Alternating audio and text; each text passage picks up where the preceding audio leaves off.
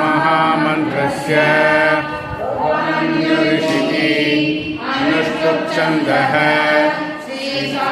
सदाशिवो देवता शिरस्थानुरिति बीजं श्रीमान् श्रीवर्धनो जगद्गिरिभिः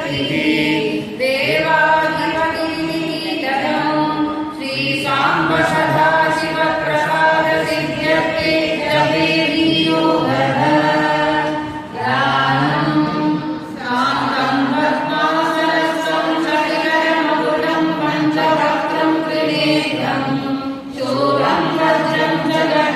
परशुमभयदं दक्षपादेवहन्तं कालं वासं च कण्ठां प्रलयबुधवनं साङ्गुसं वामभागे नानालङ्कारयुक्तं स्फटिकमणिं पार्वतीशं नमामि।